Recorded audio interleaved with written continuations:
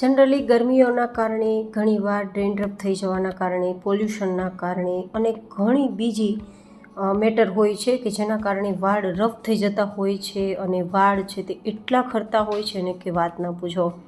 તો વાળને તૂટતા ખરતા બચાવવા માટે, રફનેસ દૂર કરવા માટે, સ્મૂધ એન્ડ સોફ્ટ કરવા માટે આજે આપણે એક એવું ક્રીમ તૈયાર કરીશું જે માત્ર 30 મિનિટ સુધી તમારે રાખવાનું છે હેરમાં. એન્ડ ધેન તમે આટલા સ્મૂધ સોફ્ટ હેર છે તે મેળવી શકો છો, એ પણ કોઈ પણ ખર્ચા વગર માત્ર ઘરની સામગ્રીઓથી. તો ચલો આજનો વિડીયો શરૂ કરીએ. તો જેમના માટે સૌથી હેલ્ધી વસ્તુ લેશું અને તે છે ચોખા. તમે અહીંયા કોઈ પણ પ્રકારના ઘરના જે યુઝ કરતા હોય તે ચોખા લઈ શકો છો, પણ જો કે બેસ્ટ રિઝલ્ટ માટે અનપોલિશ્ડ ચોખા છે તે બેસ્ટ રહેશે. સાથે આપણે હેરફોલને સ્ટોપ કરવા માટે, ડેન્ડ્રફ દૂર કરવા માટે, વાળની એલર્જી હોય જેમ કે ખંજવાળ આવતી હોય, ગરમીઓના કારણે વાળ છે તે એટલા બધા પરસેવાના કારણે ખરાબ સ્મેલ આપતા હોય, તો બધા જનું સોલ્યુશન મેથી કરશે. તો 1 ચમચી યુઝ કરીશું અને હવે આ બંને સામગ્રીને એકવાર સાદા પાણીથી ધોઈ લેશું જેથી તેમાં કચરો હોય ને તો નીકળી જાય. અને પછી લગભગ 1 ગ્લાસ જેટલું પાણી મિક્સ કરી 30 મિનિટ માટે તેને ઢાંકીને છોડી દેશું જેથી થોડા દાણા છે તે સોફ્ટ થઈ જાય.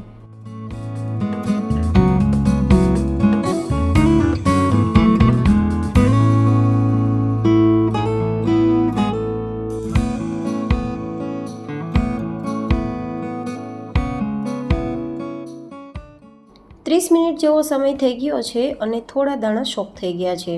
હવે આ રીતે આપણે સતત ગેસ ફ્લેમ પર થોડી વાર ચલાવવાનું છે અને આ બંને વસ્તુને બાફવાની છે.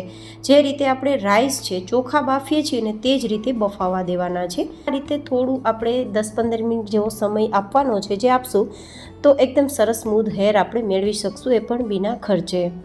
જો કે તમે આમાં એક વિસલ કુકરની કરવી હોય તો ફટાફટ થઈ શકે છે, એ પણ રીત કરી શકો છો. આ રીતે પણ કરી શકો, તમારી ચોઈસ.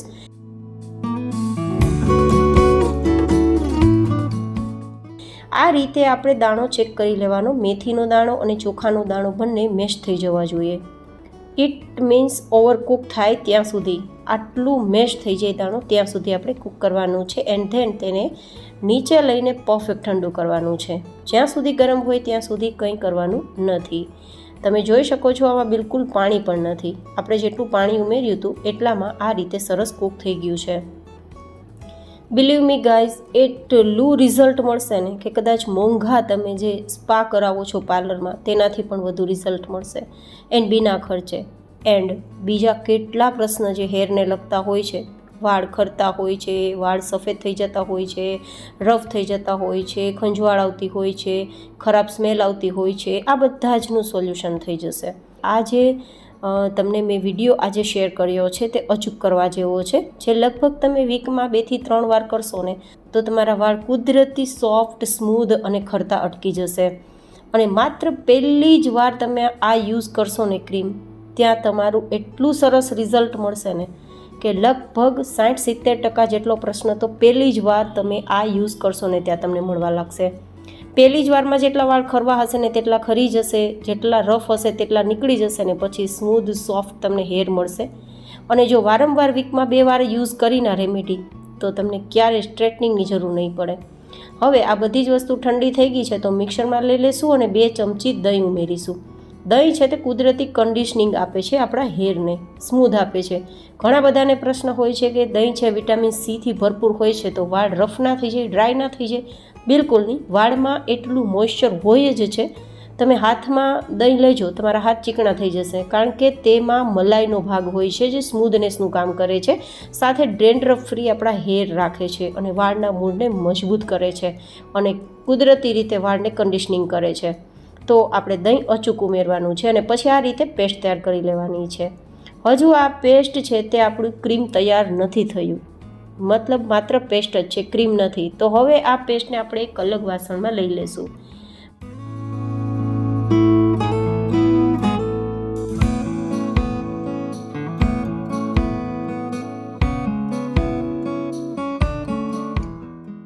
મેં આજે જે ઉપયોગમાં લીધેલી સામગ્રી છે ને તમારા ઘરમાં આરામથી મળી જાય તેવી હોય છે. અને તમને મોંઘી પણ નથી પડતી. બસ બહારથી લેવું પડે તેવું કંઈ હોય તો આ છે વિટામિન ઈની કેપ્સ્યુલ, જે લગભગ મેં 2 નંગ જેટલી લીધી છે, જે વાળને કુદરતી રીતે તૂટતા અટકાવશે, સફેદ થતાં અટકાવશે, વાળને મજબૂત બનાવશે અને સોફ્ટ એન્ડ સ્મૂધ તૈયાર કરશે.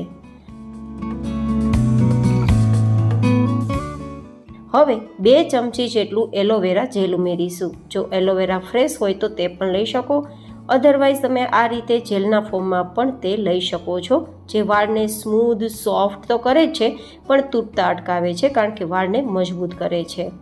હવે ઉમેરીશું 2 ચમચી જેટલું નારિયેળનું તેલ, જે આપણે માથામાં લગાવીએ ને તે તેલ. હવે જો તમારી પાસે વિટામિન ઈ કેપ્સ્યુલ ના હોય તો તમે અહીંયા 2 ચમચીની જગ્યાએ 4 ચમચી નારિયેળ તેલનો ઉપયોગ પણ કરી શકો છો. મેં તમને ઓપ્શન આપ્યા છે, જે તમને અનુકૂળ હોય, અવેલેબલ હોય તે રીતે તમે તૈયાર કરી શકો છો આ ક્રીમ. હવે બસ એક જ ડાયરેક્શનમાં આ રીતે ફેરતું જવાનું છે, જ્યાં સુધી આપણું આ ક્રીમ છે તે એકદમ વ્હાઇટ બેઝ ના થઈ જાય, બધું મિક્સ થઈને સોફ્ટ ના થઈ જાય, એકદમ ક્રીમ બેઝ ના થઈ જાય ત્યાં સુધી. તો આ રીતે સતત ચલાવવાનું છે. એન્ડ ગાઈઝ, ઘણા લોકોને પ્રશ્ન હશે કે જ્યારે યુઝ કરવું હોય ત્યારે જ આ બનાવવાનું કે પછી તમે રાખી શકો. જો તમે ફ્રીઝમાં સ્ટોર કરવું હોય તો 1 વીક સુધી સ્ટોર કરી શકો છો, પણ જો કે તમે ફ્રેશ તૈયાર કરી શકો તો વેલ એન્ડ ગુડ, તમને બેસ્ટ રિઝલ્ટ મળશે. પણ જો કે તમારી પાસે ટાઈમ ના હોય તો તમે 1 વીક સાથે બનાવીને ફ્રીઝમાં રાખી જ્યારે યુઝ કરવું હોય ત્યારે 1 વીક સુધી યુઝ કરી શકો છો, પણ બહાર સારું નહીં રહે, ફ્રીઝમાં સારું રહેશે.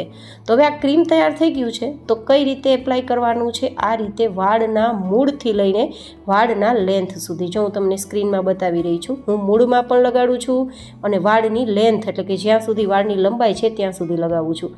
આમાં કોઈ પણ પ્રકારનું કેમિકલ નથી, જેથી વાળ ડેમેજ નહીં થાય, ઉલટા વાળ તો વધારે સારા થશે. તો એકદમ સરસ વાળમાં લગાવવાનું છે, કોઈ પણ જગ્યાએ મતલબ ખાલી ન રહેવું જોઈએ.